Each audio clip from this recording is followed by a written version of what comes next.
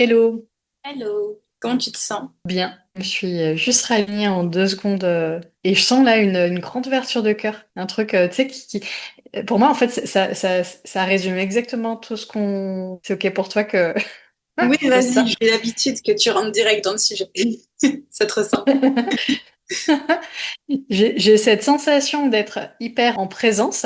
Comme on clôture le truc, il y a autre chose qui s'ouvre.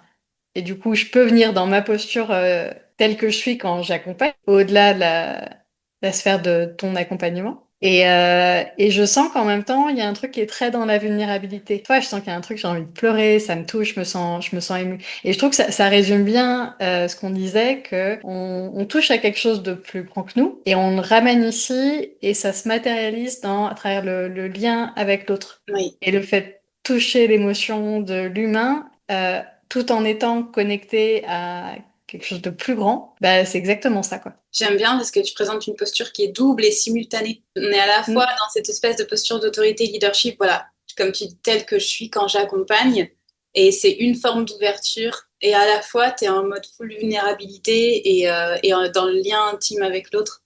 Il y a plein de moments dans les accompagnements où je me retrouve à dire, bon, là, je suis émue, j'ai deux voix qui s'offrent à moi pour accompagner. En gros, c'est arrivé souvent avec une cliente à qui je viens de clôturer là. J'ai la voix de là, elle a besoin de vivre son émotion à fond et moi, je vais un peu couper la mienne pour pas rentrer dans le bouleversement et je vais encadrer son émotion.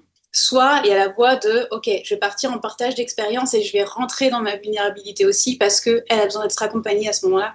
Et les deux postures, pour moi, c'est des postures d'accompagnant, tu vois. Si ça te va, j'ai un petit fil de questions. Première chose, un peu de contexte. Qui tu es? Qu'est-ce que tu développes comme activité? Alors, je m'appelle Marie-Cécile et j'ai bientôt 42 ans. Je suis accompagnante, à la fois médium, coach au niveau du subtil. Donc, je mets le mot de coach quantique pour englober tout ce qui va être l'invisible, la multidimensionnalité, le recouvrement d'âme.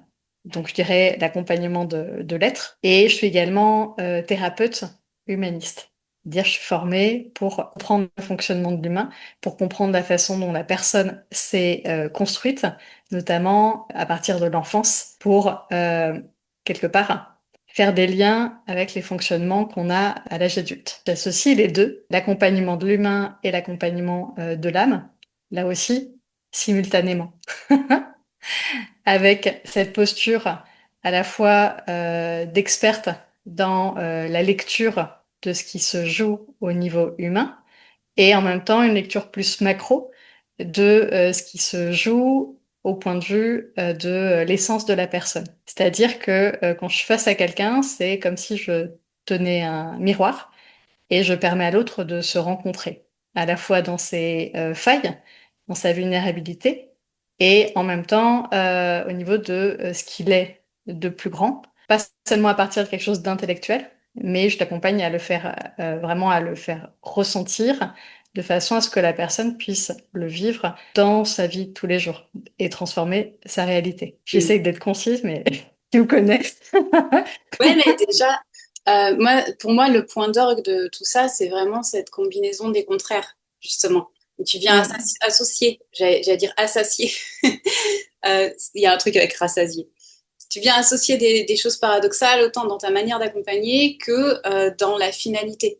Et c'est Mm. là qu'on était arrivé à, faut absolument relier ce que tu fais au fait qu'on vient transformer la réalité dans la matière, on vient transformer le quotidien, et il y a quelque chose à la fois très terre à terre, à la fois très subtil, et il n'y a aucun paradoxe pour toi là-dedans.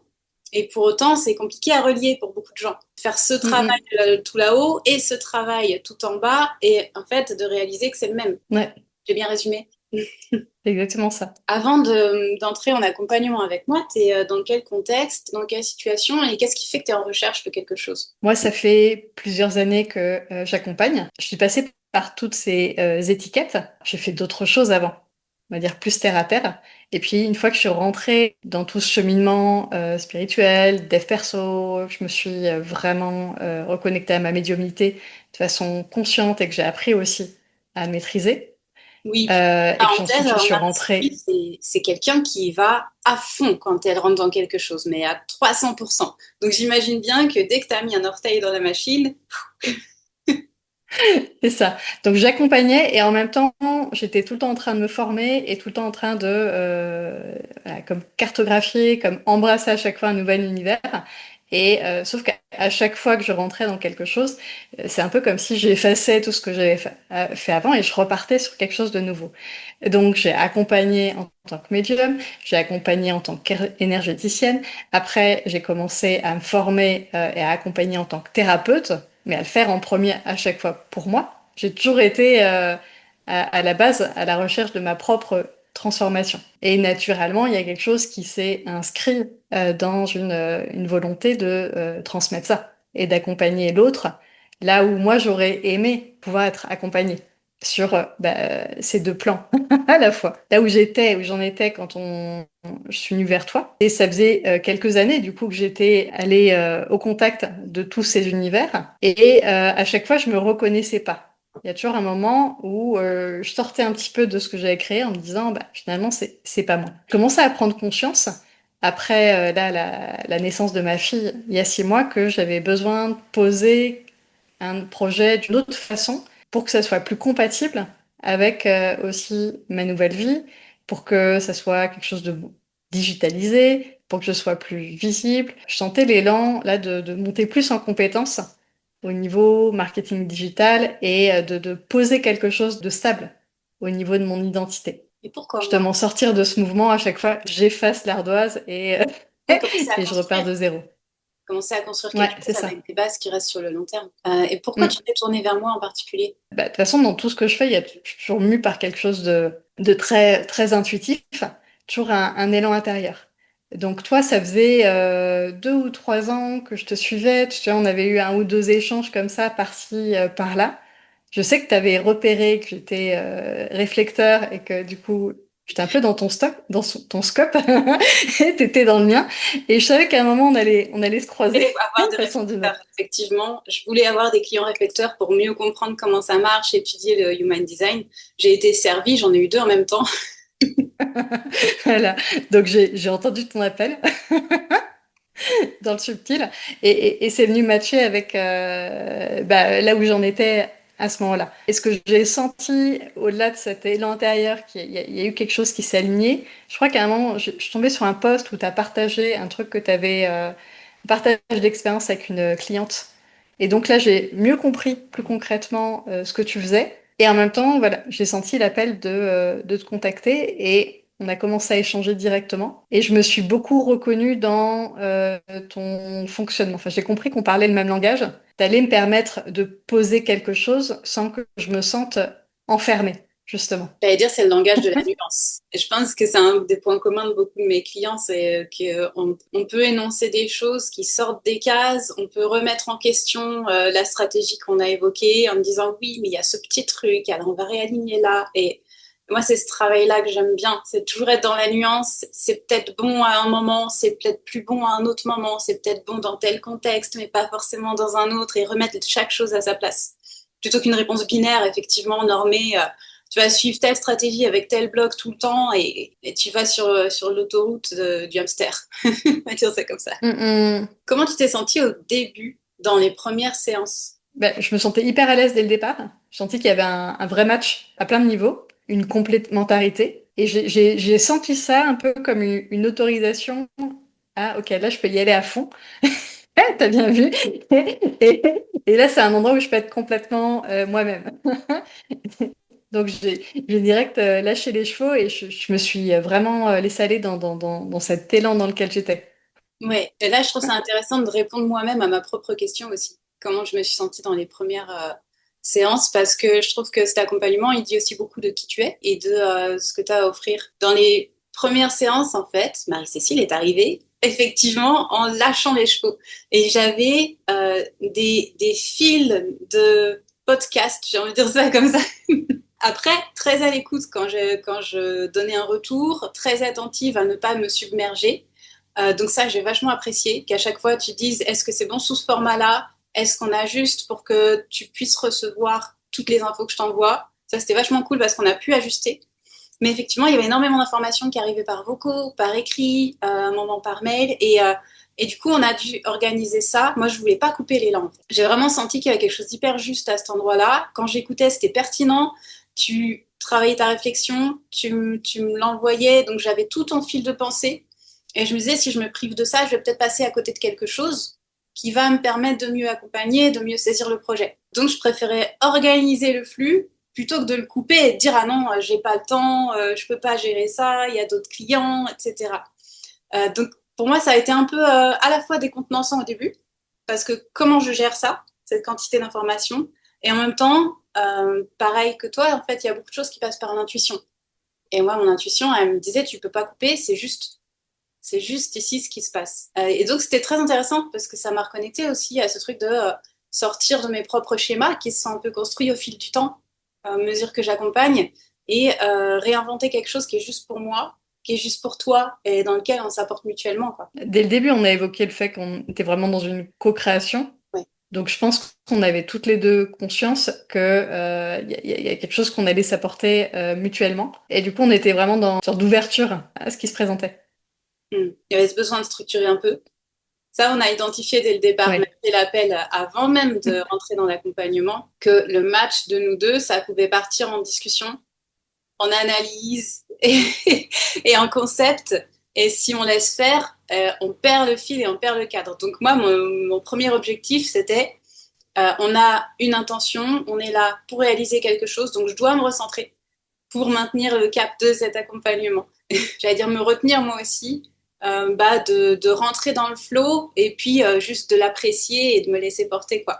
Parce qu'on est là pour une intention. Et en fait, cette dynamique, elle a évolué au fil de l'accompagnement. C'est ça que je trouve intéressant. Qu'est-ce qui s'est passé pour que ça change au fur et à mesure et que je pense l'une et l'autre, on n'est plus la même posture, mais en l'occurrence, toi, tu as changé de posture.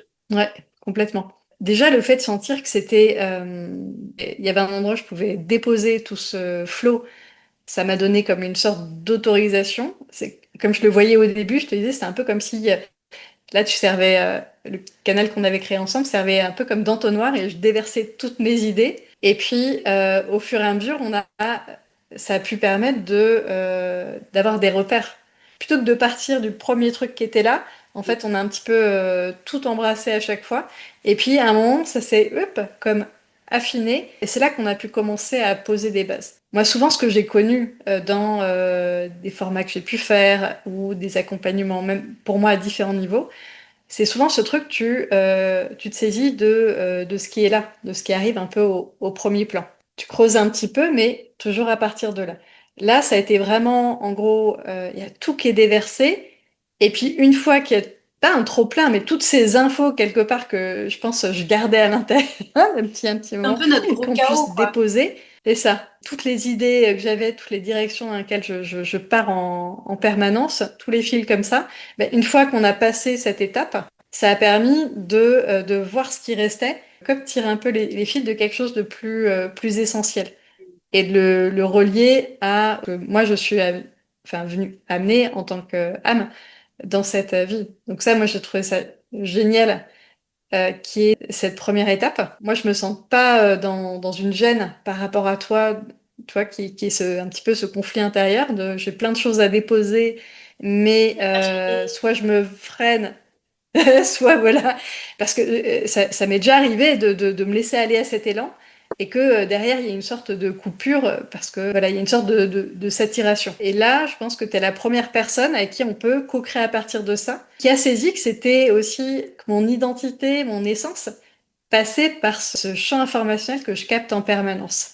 Et plutôt que de prendre juste des petits bouts ou de le mettre de côté, bah, tu m'as permis de voir que bah, ce mouvement, en fait, c'était moi, finalement. C'est ça que j'avais à amener. Et donc, on a directement inscrit ça dans mon identité.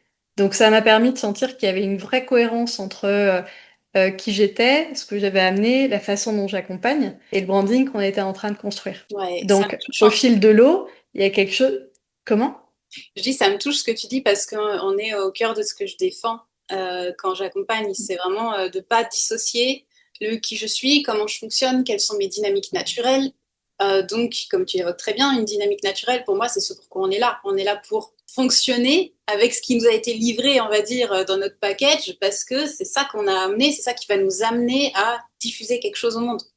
Et souvent, ce Mm. qui se passe, c'est qu'on va couper, transformer ces dynamiques naturelles, et puis on va rentrer dans quelque chose qui est censé marcher, qui est censé être logique, qui est censé être plus structuré, mais on brise toute une part de ce qu'on est censé amener et de notre unicité pour pouvoir rentrer dans un moule. Quand bien même on rentre dans un moule que des gens nous vendent en nous disant que c'est pour sortir du moule. Et il y a une grande incohérence là-dedans. Alors qu'effectivement, pour moi, chaque personne doit créer sa propre manière d'amener les choses et sa propre manière d'entreprendre. Mais pour ça, encore faut-il avoir cette autorisation de montrer qui on est, de l'expérimenter et de se dire, bah oui, en fait, c'est peut-être juste, je le mets pas dans le bon espace pour que ça fonctionne. Mais si je le réoriente et que je le mets dans le bon entonnoir, et ben ça va faire effet laser et ça va aller au bon endroit, quoi. Ouais. Et du coup, ce qui a évolué, c'est que plutôt que d'avoir un truc ensuite qui était soit coupé, soit ok, c'est tout le temps dans ce mouvement, on a pu poser une base stable, finalement qui allait dans quelque chose d'assez très sobre, très simple, et autour duquel bah, il y a tout ce mouvement qui est perpétuel quelque part qui peut s'articuler avec ces espaces où on peut le déposer. Donc naturellement, ça a permis de rediriger l'énergie là où il y avait besoin et ensuite de se concentrer sur c'est quoi le truc à la base. Et donc naturellement, le flow s'est redirigé vers poser les briques un petit peu de cette structure. Donc quelque chose qui s'est apaisé aussi, je sens, à l'intérieur pour moi. T'as été un petit peu en miroir de certaines de mes parts qui avaient besoin de pouvoir livrer quelque part tout ce qu'elles avaient à l'intérieur qu'elles n'avaient jamais pu vraiment exprimer. Oui. Ce qui est rigolo, c'est qu'au départ, on posait quelque chose et au bout d'un certain temps, ça allait tellement vite, toutes les infos que tu captais. Je voyais toute ta réflexion qui faisait effet boule de neige comme ça. Et tu me disais, ah, mais du coup, est-ce qu'on poserait pas plutôt ça? Et t'arrivais avec une idée cohérente, mais qui balayait l'ancienne, exactement le fonctionnement que tu as décrit dans lequel tu étais auparavant. Et du coup, c'était toujours d'aller faire un retour.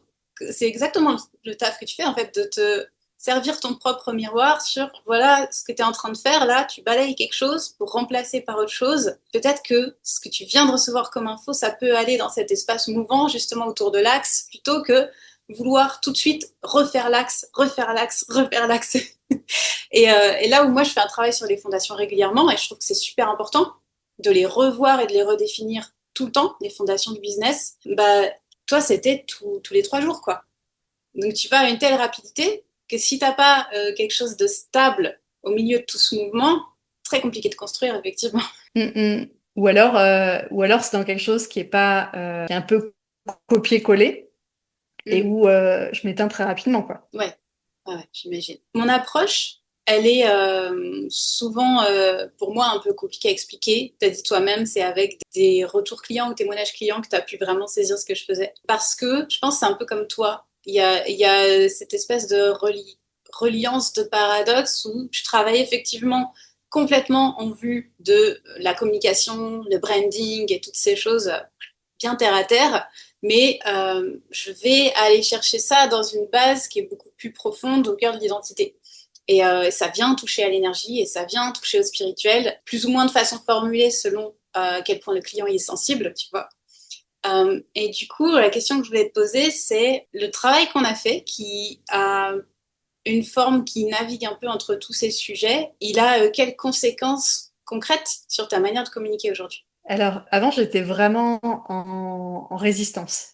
C'était communication, faire des posts. J'avais essayé de prendre des repères, toi, de comprendre un peu comment c'était censé fonctionner, mais très vite j'avais lâché prise parce que ça me parlait absolument pas. Donc je dirais qu'il y a cette base-là était quasi non-existence. Tout partait toujours de cet élan, en fait.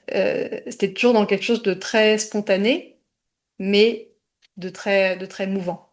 Là, on a pu garder ce côté spontané, mais j'ai compris, je suis vraiment montée en compétence, même s'il y a plein de choses encore, plein d'axes d'amélioration, mais j'ai vraiment compris tout le déroulé, en fait, de comment communiquer, on a posé des piliers, vraiment une cohérence en fait entre ma personnalité, ce que j'amène, les produits pour l'instant par lesquels ça passe. Toute cette vision très marketing, très terre à terre, est toujours partie de qui j'étais et de ce que j'avais à amener. Donc on est toujours parti de cette essence-là. Il y a toujours quelque chose de très fluide en fait.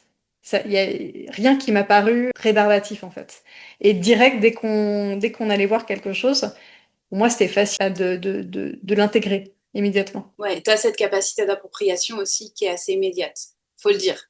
Parfois, ça prend un peu plus de temps. Toi, il y a tout de suite l'expérimentation, passage à l'action, et aussi toutes les infos que tu reçois, elles vont être réactualisées en fonction de ce que tu as ingéré comme info.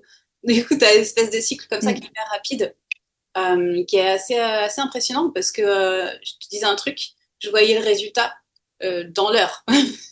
C'était assez impressionnant parfois. Mais effectivement, j'aime bien le point que tu soulèves parce que le marketing, c'est bien joli, mais si tu colles juste n'importe quel marketing sur n'importe qui, bah, il peut le faire.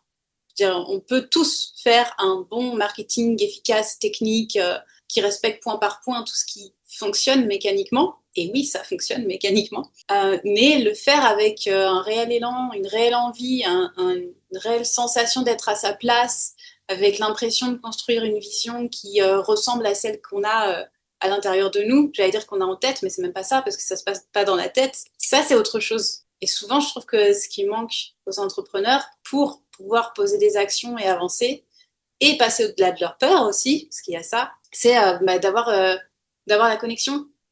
J'aime pas le marketing, mais non, pourquoi t'aimes pas le marketing? Parce que c'est pas le tien. Il a rien à voir avec pourquoi tu fais les choses et avec ce que tu as envie de poser et d'envoyer comme message. Relie-le à ça, tu vas adorer le marketing, c'est sûr. À chaque fois, tu me proposais un petit peu des chemins. Et on partait toujours de là où il y a quelque chose qui vibrait. Pas de mentalement, qu'est-ce que je fais ou quoi, quel mot poser dessus. Donc tout le branding, c'était, OK, là, il y a un truc qui vibre et c'est par là. Ouais, quitte Un à peu comme un passer jeu du de temps piste, quoi. sur quel mot on peut mettre sur cette vibration, quoi. Il y a un truc que tu avais dit, je me souviens, dans un des premiers échanges qu'on avait eus au tout début, l'accompagnement, c'était le bon mot pour la bonne énergie. Et je pense que ça résume, en fait. C'est euh, tout ce que je capte, tout ce qui est très subtil. La difficulté, c'est toujours de mettre des mots dessus. Et ça m'a permis de prendre conscience à travers toi que finalement, là où je sens qu'il y a un truc qui vibre pour un mot, c'est que ça permet de matérialiser quelque chose d'intangible. Ouais, l'erreur souvent, c'est de se dire, bah, pour essayer de mettre des mots, je vais passer tout dans la tête et je sais que j'ai une vibration, une énergie, un truc, et je veux mettre des mots et je passe en complètement ici, quoi, bloqué dans la tête. Et du coup, j'arrive pas à trouver les mots. Parce que j'ai coupé le fonctionnement mental du fonctionnement vibratoire. Alors que ce qu'on veut faire, finalement, c'est trouver le mot qui vibre exactement à la même fréquence. Et là, tu peux avoir quelque chose Mm, qui te ressemble.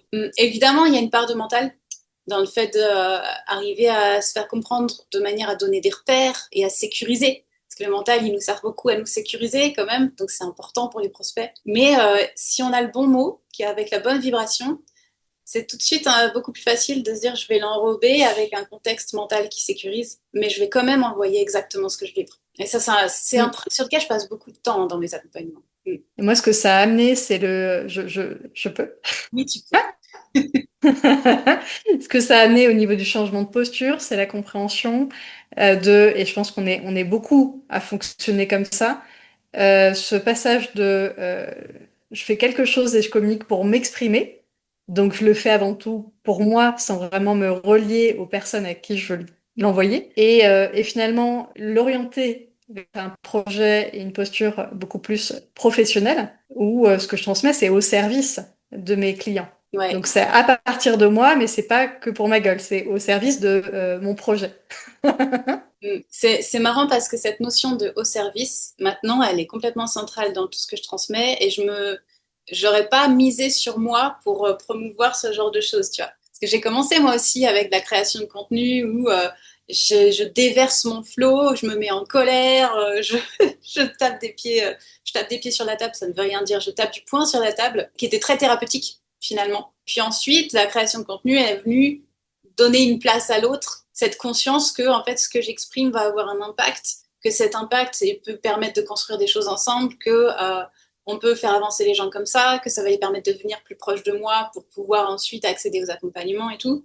Donc il y a toute une stratégie qui s'est mise là-dedans. Mais cette notion de haut service, tu vois, c'est un truc avec lequel j'étais un peu en résistance, alors qu'en fait, c'est une clé pour pouvoir mieux vivre sa création de contenu et la rendre cohérente. On a tous une petite forme de résistance par rapport à ça, d'arriver à être vraiment dans une posture de service. Petite question, sans transition. Est-ce qu'il y a quelque chose en particulier, un moment ou une étape ou une phrase ou quoi que ce soit qui t'a plus marqué que le reste de l'accompagnement? Il y a celle que j'ai déjà citée, donc je vais en prendre d'autres, parce qu'en vrai, il y en a eu plein, des choses qui m'ont marqué. Ce qui m'a beaucoup aidé à poser un changement de posture très rapidement, ça a été quand on était sur la notion de leadership. Je suis très attentive au message que j'envoie et à ce que la position que je prends par rapport aux gens. Tellement attentive que j'avais tendance à quelque part, limite à me mettre en dessous de l'autre, même pas à niveau, mais tu vois, vouloir vraiment ne pas prendre le pouvoir sur l'autre, pour moi, c'est hyper important parce que j'ai pu le faire il y a quelques années et j'ai pu faire des choses pas toujours très alignées consciemment. Enfin, c'était inconscient. Et du coup, en cheminant, je me suis rendu compte de plein de choses. J'observe beaucoup dans tous ces univers dans lesquels je navigue que il y a beaucoup de choses qui, pour moi, sont pas toujours OK dans la posture que parfois on prend vis-à-vis de ses clients. Et donc, je voulais surtout pas prendre cette posture haute, mais qui parfois par un peu des blessures de regarde-moi, j'existe et je sais mieux que toi, tu dois m'écouter. Et c'est ça que j'associais à un leader ou à leadership. Et toi, tu m'as simplement tourné le truc pour me montrer que ça pouvait être simplement une posture d'expert et que c'était OK, c'est ce que les gens venaient chercher chez moi. Et ça résume un peu tout ce qu'on fait. Pour moi, tu accompagnes les gens à vraiment prendre conscience qu'ils ils peuvent se mettre en lumière et sans se perdre, sans perdre qui ils sont, en étant en lien avec leurs valeurs. Et pour moi, c'était hyper important. Ouais, ça aussi, c'est un truc que j'amène beaucoup maintenant, parce que je trouve que c'est central dans nos activités. Comme de plus en plus ça passe par la visibilité, eh bien, il y a cette notion de c'est quel rôle que je prends. Ça sert à rien d'être visible si je suis visible ici et que du coup personne vient me chercher. Parce que personne n'a besoin de, de quelqu'un qui s'excuse d'être là et qui ne sait pas trop si vraiment il a le droit de transmettre ce qu'il a à transmettre. J'exagère un petit peu parce que c'était pas ton cas, mais il y a des personnes qui sont vraiment dans une posture très très très basse et qui s'excusent complètement d'être présentes. Et souvent, c'est complètement lié à c'est quoi ma vision du leadership. Et en gros, il va y avoir formulé ou pas, conscient ou pas, plein de petites croyances, plein de petites impressions de c'est quoi un leader en mode bah, c'est forcément être mauvais, c'est forcément prendre le pouvoir sur les autres, c'est forcément imposer sa vérité, c'est forcément être fermé à la remise en question, c'est forcément ceci, c'est forcément cela. Souvent, c'est être soit un homme, soit une femme qui a un certain type de profil, un certain type de caractère. Et il y a plein de choses associées comme ça. Et ce qui se dit à l'intérieur de la personne, c'est bah, c'est pas moi. Du coup, si c'est pas moi, ou si c'est pas qui je veux être, ou si c'est quelqu'un que j'ai été, mais ça s'est mal passé, eh ben, je peux pas être leader. Sauf que si tu peux pas être leader, par extension, ben, quand est-ce que tu prends une posture haute? Quand est-ce que tu guides les autres? Quand est-ce que tu les emmènes avec toi? Et du coup, quel est l'intérêt de ta présence? Ça sert à quoi de communiquer sur les réseaux et d'accompagner les gens si c'est pour rester là et leur dire excuse-moi peut-être si tu veux, j'ai une info, mais alors je suis pas sûre, mais tu sais peut-être mieux que moi. Et c'est vrai que c'est un truc qu'on partage toutes les deux aussi, qui nous réunit, c'est un regard très critique sur ce qui se passe autour, sur bah, nos marchés qui se croisent. Nos deux marchés se croisent, on est dans le grand marché de l'accompagnement. Et il y a beaucoup, beaucoup de postures qui sont problématiques, il y a beaucoup de dynamiques qui sont problématiques, et je crois qu'on se rejoint vraiment très fort là-dessus. Et sur le fait que bah, on a une responsabilité d'être attentif à ça et de savoir qu'est-ce qu'on peut réinventer comme place plutôt que de vouloir manipuler les masses, quoi. Et j'ai bien Mm. apprécié qu'on avait ces échanges-là, parce que je trouve que c'est aussi une manière de réaffirmer sa posture, et de se dire j'ai un regard critique, et en fait, du coup, ça me permet de me positionner et de savoir où je veux être et qu'est-ce que je veux prendre comme place à l'intérieur de ça. Je dirais que c'est même un regard lucide. plus que critique, et qui fait que il y a beaucoup de gens. Alors, bien sûr, il y a énormément de personnes qui font plein de choses extraordinaires, Ouais, mais voilà, il y a aussi beaucoup de gens qui se retrouvent un peu lâchés dans le milieu de l'accompagnement, sans avoir de feedback, sans supervision, euh, sans regard critique sur eux-mêmes et sur ce qu'ils accompagnent. Et bah, parfois, on peut avoir des angles morts dans le viseur. Et donc, je trouve que c'est hyper important quand on a cette posture de se dire quelle est l'incidence de ce que je fais? Est-ce que là, ça a quelque chose de positif ou est-ce que là, voilà, c'est plus moi qui veux que la personne, elle aille là où j'aimerais qu'elle aille et c'est pas sa place.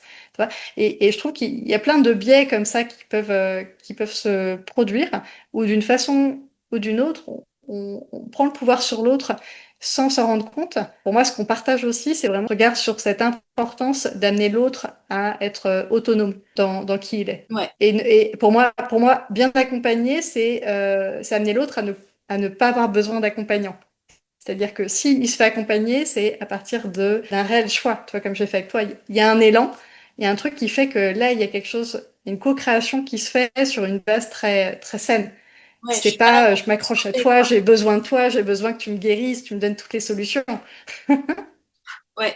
Et ça, on voit tout de suite la différence quand, même en partie, il y a une part de sauve-moi et permets-moi de résoudre tous mes problèmes de manière magique. On voit vraiment la différence quand quelqu'un arrive. Et en fait, c'est très bien qu'il va falloir qu'il construise seul, qu'il se dépasse seul, qu'il ait l'audace seul. Et que moi, je suis là pour faciliter, que ça aille dans la bonne direction. Que ça soit structuré, que tout soit connecté. En fait, je suis juste en train de rattacher les points qui sont déjà présents. Comme tu dis, tu déverses ton chaos. C'est ça. Ouais, j'adore ça. Les gens, ils arrivent, ils déversent complètement leur chaos. Et puis moi, je comprends qui ils sont. Ça se fait pas à la première séance. Mais en fait, plus le temps avance et plus je comprends comment la personne, elle fonctionne, quelles sont ses dynamiques internes. Maintenant, je mets le mot vraiment dynamique énergétique. Donc, je comprends la dynamique énergétique de la personne. Et ça me permet de faire des retours qui sont de plus en plus pertinents. Ensuite, les choix, les actions, validées ou pas, ce que j'en vois aussi, parce que c'est pas des ordres, ça appartient à la personne. Et plus le client il arrive en ayant saisi ça entièrement, et plus il avance. Et c'est ça qui est génial, parce que justement, il est autonome. Il n'a pas besoin de moi pour lui dire, tiens, tel jour tu vas faire ça, tiens, cette semaine t'as pas fait ça. Tiens, c'est pas mon rôle, quoi. Comment tu dirais, comment tu exprimerais ce qui a changé si tu fais un petit flash avant, après? Là, ce qui vient tout de suite, je dis les mots qui viennent spontanément, c'est je me sens comme amoureuse de mon offre. Tu vois, à un moment, tu m'avais dit, c'est vraiment notre offre, c'est quelque chose dont on doit être fier. Et ben, du coup, je ressens ça par rapport à l'identité là qu'on a posée, les produits, enfin tout ce qui est là. Et je vois déjà que ça va être amené à évoluer. Je sais que ce mouvement, il est déjà en route et que du coup, il y a une pleine compréhension de aussi cette dynamique-là au niveau de mon offre. Il y a vraiment ce truc de mon offre, c'est moi, qu'en fait. Tu vois, c'est une extension, c'est un truc qui vient matérialiser une partie de moi. Ouais, c'est rigolo dans ce que tu me partages, c'est que ça pourrait faire monter au créneau plein de gens, et y compris moi dans certains contextes. Et je trouve ça très paradoxal, donc ça me fait rire parce que je bassine tous mes clients avec le fait que les paradoxes sont des vérités et que c'est là qu'il faut creuser. Parce qu'on pourrait se dire, ouais, mais non, entrer en fusion avec son offre, être amoureux de son offre, c'est qu'on est dans une posture qui n'a pas assez de détachement, en fusion avec son business, ça va pas et tout. Moi, on me l'a beaucoup dit.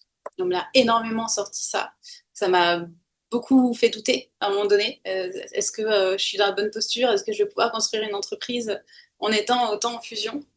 Et ouais, j'ai évolué là-dessus. Ça peut se combiner en fait. De plus en plus, en fait, je trouve ça intéressant de se dire qu'on peut combiner des choses paradoxales à l'intérieur de son activité. On peut être à plusieurs endroits à la fois totalement en fusion et à la fois savoir avoir une posture de détachement et jouer avec ces différentes facettes. J'espère être claire. Bah, pour moi, c'est très clair en tout cas. On en revient à chaque fois à ce qu'on dit. Autre chose qui m'a marqué, c'est vraiment à chaque fois réunir les paradoxes et jouer avec les paradoxes. En tout cas, en ce qui me concerne, je sens cette intensité en fait. Et tant que je sens cette intensité, c'est-à-dire que j'ai envie de communiquer par rapport à mon offre, j'ai envie d'accompagner.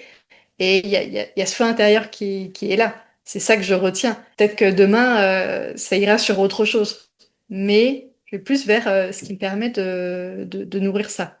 Puis je sais qu'au niveau des archétypes, j'ai celui de l'amoureuse. Donc il y a aussi besoin d'être dans cette reliance, en fait, autant à mes clients qu'à mes offres. Toi, tu mets les bons mots dessus. Je trouve que c'est plus précis que ce que j'ai essayé d'évoquer. Parce que cette question d'intensité, effectivement, c'est ça. C'est comment est-ce que je peux garder l'intensité et en même temps pas me laisser bouleverser dans mon activité tout le temps par cette intensité. Donc rester avec ce feu intérieur. Et c'est marrant, j'ai eu la question dans mon espace Webmaker hier, ou avant-hier, en tout cas j'y ai répondu hier, d'une personne qui me disait comment je reste connectée à ça. Comment je reste connectée à ce feu intérieur, à ce pourquoi je fais les choses, au sens de mon activité. Tout l'enjeu, c'est d'arriver à concilier que oui, tu restes connecté, mais en même temps, tu n'en es pas dépendant. T'es pas dépendant d'être connecté à ton bouleversement intérieur en mode mission d'âme pour pouvoir poser la moindre petite action dans ton business. Donc il y a nécessairement des phases où ça va être un plus du recul, un peu plus froid entre guillemets, mais dans le bon sens du terme, parce que on peut pas être, en tout cas je sais pas pour toi, parce que tu es très intense comme personne, mais moi je suis très très intense et pour autant j'ai besoin de pause. Sinon, j'explose en vol, quoi. Et j'ai besoin de ces moments où j'applique parce que je vais te dire exactement comme j'ai répondu dans mon canal.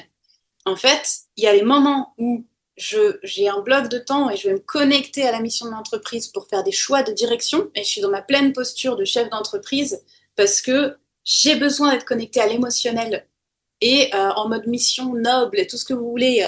Il faut que j'ai un sens du destin et de la vocation pour pouvoir faire mes choix de direction. C'est important pour moi. Donc je suis dans l'intensité émotionnelle à ce moment-là et je mets de la musique et je pleure et tout ça, tout ce qu'on veut. Et puis je pose mon plan. Mais ensuite, si je reste tout le temps là-dedans, c'est que je suis pas en train de faire confiance à ce que j'ai posé. Donc là, c'est le moment où je fais confiance à ce que j'ai posé et j'applique le plan. Et quand j'applique le plan, je peux être détachée et je peux être neutre et je peux être plus paisible. Ça, c'est un truc que j'ai découvert relativement récemment. Ça fait peut-être 2 ans que je commence à être apaisée dans mon business et que j'ai pas besoin d'être tout le temps en déversement émotionnel. C'est nouveau dans ma vie aussi. Et ça fait un bien fou parce que je choisis les moments où je vais prendre l'intensité en fait et la mettre au service de quelque chose. Prendre l'émotion et la mettre au service de quelque chose. Et on revient sur cette notion de mise au service qui, au final, est complètement au centre de tout ce que je fais. Et ça résume bien. Oui, ouais, complètement. Moi, il y a quelque chose qui s'est posé, c'est que à un moment, j'ai senti, il y a toujours cette limite entre cet élan créatif, et ça, c'est quelque chose qu'on partage aussi. Il y a quelque chose chez nous qui a, et je pense que c'est beaucoup de personnes qui peuvent se reconnaître dans ce besoin d'être dans un élan de créativité pour pouvoir matérialiser les choses. Et t'as toujours t'as tendance à douter en fait dès que cet élan baisse. Et du coup, tu essayes de le maintenir et souvent c'est là que tu te crames parce que c'est une effervescence qui devient après c'est plus du stress qu'autre chose. Donc c'est trouver ce pour moi c'est on parlait souvent de l'image de la vague, vraiment choper la vague et puis surfer dessus pour que être poussé par cet élan sans, sans quelque chose qui te mette en déséquilibre. Et du coup, les bases, les actions qui vont être un peu plus déconnectées de l'émotionnel sont là aussi pour te permettre de tenir dans la durée. Et puis, dans ces cycles aussi qui sont jamais linéaires, hein, en fonction de ce qui se passe dans ta vie, dans ton entourage, des imprévus, des clients. On reste humain, quoi. On n'a pas une énergie up en permanence. Puis la question des cycles, je la traite beaucoup, notamment avec les personnes qui ont une autorité émotionnelle en human design, ce qui est mon cas. Donc, je suis carrément dans ces cycles-là. Et là, ce qui est intéressant, c'est que j'ai pu observer aussi qu'il y a une autre manière de vivre les cycles pour des personnes qui sont réflecteurs. Mais il y a cette question de le temps pour maturer les choses, le temps pour ressentir les choses, le temps pour expérimenter les choses, et puis le temps pour décider, faire des choix. Et on est extrêmement nombreux à fonctionner comme ça par cycle. Et c'est pas en général ce qui est vendu comme méthode pour avancer dans nos activités. En général, on nous vend quand même beaucoup quelque chose qui doit être contrôlé, où à tel moment tu dois prendre une décision et c'est pas tant une décision qui part de où tu en es intérieurement dans ton cycle, sans vouloir faire de lien avec le cycle féminin, mais pourquoi pas. Mais en tout cas, c'est pas un truc qui vient de intérieurement. Je sais que là, il y a une nouvelle chose à poser, une nouvelle direction à poser. Souvent, c'est bah là, c'est le moment dans le coaching où on va le faire. Du coup, tu poses ta direction. Et il y a pas forcément ce temps de maturation et on reste dans quelque chose de très mental. C'est ok parce que ça a sa valeur, c'est-à-dire que on apprend à structurer, à faire les choses. Mais si on revient pas à un moment donné sur la combinaison de ok, j'ai appris à structurer mentalement mes prises de décision, mes choix et mes plans d'action. Et du coup, ils sont posés et je fonctionne avec ça. Alors, je les ai posés ici. C'est rare les personnes qui ont juste besoin de poser ici. Très rare. En général, ça se joue quelque part dans le corps à un autre endroit. Il faut que ce soit en connexion. Donc, l'idée, c'est de ce qu'on a appris mentalement, on le prend et on l'applique en lien avec son propre cycle et sa propre manière de maturer les choses. Est-ce que tu peux nous dire où tu en es aujourd'hui? Qu'est-ce que tu as en cours dans ton activité? Comment ça se passe? Aujourd'hui, et c'est aussi quelque chose on a pu faire ensemble, ça m'a permis d'avoir une meilleure structure de mes offres et de comprendre ce que je voulais mettre où, dans quel espace. J'ai des offres en one-one, j'ai des offres de mentorat individuel, où on va dire que ça va être le tronc, où je vais accompagner les personnes à incarner ce que j'appelle leur pourquoi, qui est à la fois cet axe intérieur et cette fréquence que chacun vient incarner quand il se relie à son essence. Mais pas juste en mode je vais me connecter à quelque chose, je lutte. D'ailleurs, c'est comment je le vis ici dans mon quotidien. Il y a quelque chose de très similaire dans ce qu'on fait. Toi, tu le déposes dans le marketing et puis bah, moi, je le dépose dans la personne et comment elle peut le retrouver dans son quotidien Mais et être c'est ce autonome qu'on avec appelle ça. le champ d'application. C'est-à-dire qu'on pourrait faire la même chose, mais on a choisi de le faire à un endroit précis, avec des personnes précises. Exactement. Et du coup, ce format incarne, que j'ai appelé Incarne ton pourquoi, c'est vraiment le tronc, c'est mon offre phare qui se décline soit en mentorat individuel, où là, on va être dans quelque chose qui va les permettre d'aller en profondeur et on va être dans quelque chose, on va ralentir pour aller au contact de, on va dire, tous les mécanismes de protection que la personne a mis en place pour ne pas se rencontrer. Et là, je le décline en format de groupe, mais un mix individuel et groupe, dans une cohorte qui va démarrer là à la fin du mois, le 28 juin, où là, on va être plus dans un accélérateur. Là, c'est vraiment pour des personnes qui sentent l'appel d'y être, qui sont déjà connectées à qui elles sont, et donc qui ont cette capacité-là à ressentir, là, il y a un truc subtil, et il y a quelque chose qui est là pour moi. Et là, je vais pouvoir me rencontrer à un autre niveau, et vraiment venir ramener ça dans le corps. Donc moi, je vais les accompagner à travers de l'individuel, à travers des audios d'activation et à travers des lives, à pouvoir passer des paliers très rapidement. Au niveau de mes actualités, c'est là où j'en suis aujourd'hui. Et ça se passe, ça a permis en fait de rediriger l'énergie. Ce qui a changé aussi, c'est qu'avant, les gens venaient vers moi et je m'adaptais aux gens qui venaient en fait. Les gens venaient avec une On a parlé problématique de ça. et oui, moi j'essayais, en fait, ça fait un petit moment, j'essaye de poser des formats, tu vois, j'ai essayé plein de choses, mais j'arrivais pas à sortir de ce truc. J'ai des jolies boîtes, mais les gens viennent et je ne sais pas quoi en faire.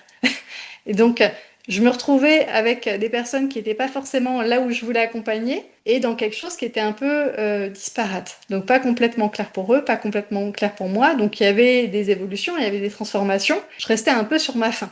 Et là, il y a vraiment quelque chose où c'est moi qui pose mon identité, c'est moi qui pose mon offre, et les gens commencent à comprendre, ou du moins ils ressentent qu'il y a un truc. Moi, on va dire, je leur propose des portes finalement pour se rencontrer eux-mêmes. Je deviens une sorte de passerelle entre le plan subtil et le plan, on va dire, plus de la matérialité. Il y a C'est quelque chose qui est beaucoup plus posé là.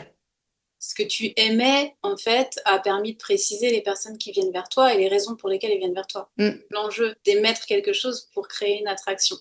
Moi, j'ai une grosse préférence. J'en discutais avec quelqu'un en appel il n'y a pas longtemps. J'ai vraiment une grosse préférence pour une communication qui passe essentiellement par de l'attraction via les contenus. C'est-à-dire émettre des choses hyper ciblées dans des espaces visibles, voir qui vient et réajuster ce qu'on aimait pour réajuster sa cible. C'est vraiment le processus inverse de préciser sa cible au millimètre et puis ensuite décider de ce qu'on envoie. C'est de partir d'abord de qu'est-ce que j'ai envie d'émettre et d'envoyer comme message, bien qu'il est aligné avec ça, complètement aligné avec ça. Et ensuite, effectivement, eh ben, je peux rentrer quand même dans de la stratégie et dans du réajustement parce que j'observe qui est là et peut-être ça ne me convient pas. Moi, il y a eu un moment, notamment, j'allais dire dans ma carrière, j'avais employé ce mot un peu grandiloquent, mais il y a eu un moment dans mon activité où j'avais des personnes en appel, je n'appréciais pas leur contact. Et c'était pas OK d'avoir cette cible-là pour moi. Je perdais beaucoup en énergie et j'en pouvais plus, en fait. Ça prenait beaucoup de temps, des discussions qui traînaient en longueur, des blocages qui étaient sur des points que moi, je voulais pas travailler avec eux. Et je me suis demandé à ce moment-là, qu'est-ce que je fais? Et c'est là que je me suis rendu compte du vrai pouvoir de la création de contenu, parce que déjà, j'avais construit ce que j'avais à ce moment-là avec la création de contenu, je trouvais déjà ça dingue, mais j'étais un peu en mode, j'envoie et je vois ce qui se passe, et presque, j'y touchais pas, c'était magique.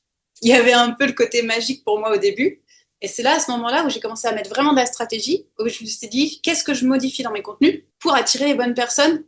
En 3 semaines, mes appels, ils ont changé de visage complètement. J'avais plus les mêmes personnes.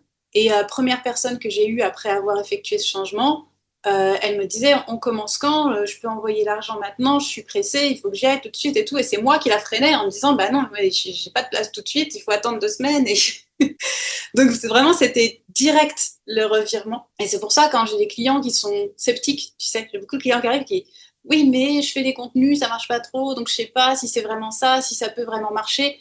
Et bien sûr, en fait, quand on envoie de l'information, on reçoit en retour une attention qui est en lien avec ce qu'on a envoyé. Et c'est cette équation que j'adore travailler. C'était ma petite logorée sur la création de contenu. Mm. Si je peux reprendre avec mes mots et du coup le ramener dans mon univers, nous finalement on a réussi à mettre des mots sur ce que je faisais, Pas qui, une mince euh, affaire. un truc qui vient résumer, voilà, un truc qui vient résumer et permettre de mieux s'en saisir. Bon, déjà, il y a ce côté accompagnement à la fois au niveau humain et au niveau subtil. Et ce qu'on a vu, c'est qu'il y a très peu de gens qui sont en capacité de bien accompagner les deux. Souvent, ça va être ou l'un ou l'autre, mais on va être sur des espaces différents. Là, c'est quelque chose de réuni, mais pas dans un truc fourre-tout, vraiment quelque chose qui va être sur mesure pour la personne. Et finalement, toi, ce que tu amènes, c'est avec toi qui tu es et ton énergie, ta fougue, quelque part, toi, tu permets à l'autre de réveiller ça chez lui. Et si on fait le parallèle, bah, c'est finalement ce que je fais, et c'est ça que les mots qu'on a mis dessus, je reconnecte les gens à leur émerveillement intérieur, à un émerveillement vis-à-vis de la vie, vis-à-vis de leur famille, vis-à-vis de leur couple, vis-à-vis de leur métier. Je les remets au contact de cet émerveillement, rien que de putain, je suis là, en fait. Et rien que ça, c'est déjà incroyable, c'est déjà un miracle, en fait. Et tout vivre à partir de ça. Et le fait de les relier à ça, ça permet, eux, de rencontrer leur propre fréquence unique et de la ramener ici. Et donc, finalement, c'est exactement ça, toi, que tu fais, mais au niveau, on va dire, côté entrepreneuriat. Et moi, c'est ça que je fais au niveau de voilà, faire descendre quelque part ce que la personne est au niveau plus subtil et qu'elle vibre ça dans sa réalité. Mais pas juste en mode, allez, je vais faire une méditation, je me sens reliée et au final, plus je rentre dans ces sphères-là, et plus je me coupe de moi, et plus je me conditionne, et plus je m'éteins. Et puis, il y a beaucoup de Là, mensonges. c'est comment je peux revenir à la vie, quoi, vraiment. C'est pas une protection. C'est pas aller me relier à mon essence pour rentrer dans un refuge qui me protège du monde. C'est me relier Mm, à mon essence pour pouvoir justement vivre dans le monde, évoluer dans le c'est monde et puis ça. impacter dans le monde. Et souvent, il y Mm. a ce truc de oui, on se relie à quelque chose qui en effet est nous profondément, mais on utilise ça pour se mettre dans la bulle, aller très haut et rester là-haut. Et c'est une forme de protection et de fuite, et du coup, pour moi, c'est incomplet. Et vraiment aller rencontrer aussi c'est quoi les failles, c'est quoi les peurs, et comment je peux évoluer avec toutes ces parts-là aussi, à l'endroit où je suis. Et il y avait un autre Mm. truc sur lequel j'avais envie de rebondir, ouais, c'est que effectivement, il y a beaucoup de similitudes dans le fond. Quand on creuse en profondeur dans ce qu'on fait, on n'a pas la même sensibilité, du coup, on met pas les mêmes mots dessus. Moi, le mot émerveillement, c'est pas moi du tout, tu vois. Et pourtant, toi, il te va à merveille, et c'est le cas de le dire. Et effectivement, c'est quelque chose qui parle de qui tu es et de ce que tu fais. Ah, Rose. J'ai mon colis qui arrive. Bonjour Rose, qui a beaucoup participé d'ailleurs à l'accompagnement. Elle participe de plein de façons différentes. Et on arrive au bout du fil de questions. Je suis sûre qu'il y a plein d'autres choses qu'on aurait pu développer, évoquer. Ouais, pour finir, j'avais envie de te demander, bah déjà, est-ce que toi, tu as quelque chose à ajouter? Bah déjà, merci, parce que pour moi, c'était vraiment très riche comme expérience. Je dirais à la fois au niveau de l'accompagnement en tant que tel. Ça m'a donné comme du carburant aussi. J'aurais jamais pu toucher ça, je pense, si j'avais fait les choses seule dans mon coin de cette façon-là. Où je serais restée coincée sur une des étapes du début. Puis après, j'aurais tout effacé et je serais partie et je serais restée dans Dans le même ce schéma. cycle-là. Ouais. Donc ça m'a permis de, quelque part, de pas couper ce schéma, mais juste de le rediriger. Donc ça, c'est hyper riche tout ce que ça a amené. Je me suis jamais sentie drivée en mode, enfin, je sentais j'avais toujours la place de faire les choses aussi avec mon feeling et qui j'étais. Je sens que tu fais toujours très attention, tu es toujours dans quelque chose d'assez doux. Tu dis les choses, mais il y a toujours beaucoup de considération pour la personne en face, de Ouais. dire les choses de la bonne façon au bon moment. Mm. Donc ça, je trouve ça très précieux aussi. Et puis sur le plan humain, c'était vraiment très riche aussi. Pour moi Et aussi, puis on sait que c'est pas fini. c'est pas fini, oui, parce qu'il y a des illustrations qui vont arriver, tout un univers visuel en lien avec bah, l'univers intérieur de Marie-Cécile. Et effectivement, ça va accompagner aussi. Faut dire que tu as mené des actions, pas uniquement au sein de mon accompagnement, mais il y a vraiment quelque chose de global que tu mets en place aujourd'hui. Ça rejoint ce qu'on évoquait tout à l'heure, c'est que la posture de l'accompagnant, c'est pas d'être tout puissant et de venir imposer ses vérités, avec ce besoin de se rassurer en tant qu'accompagnant parce qu'il y a des résultats en face et que du coup on est sûr que notre posture a été utile. Pour moi, le respect de l'autonomie du client et de son indépendance, c'est aussi savoir que s'il est là, c'est que je le fais vraiment avancer et je vois que je le fais vraiment avancer.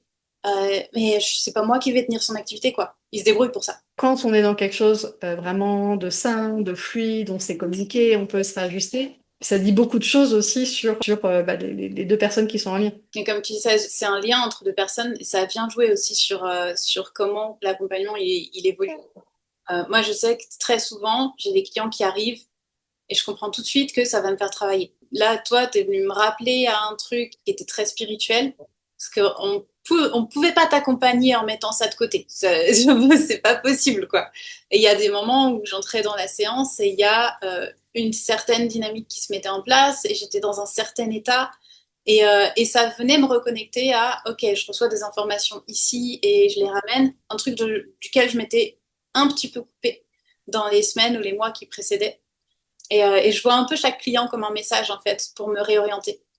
Donc, il y a vraiment cette fusion entre, ouais, être au service et faire avancer l'autre et donner le maximum dans son métier. Et en même temps, c'est un cheminement personnel qui se joue à travers les clients aussi. Donc, quand tu parles de Mm. co-création, ouais, c'est complètement ça pour moi. Et je vois, il y a des choses qui, moi, sont venues naturellement teinter aussi mes accompagnements. Tu vois, c'est comme si à chaque fois comme tu dis, on a quelqu'un en face, on récupère des clés aussi pour nous.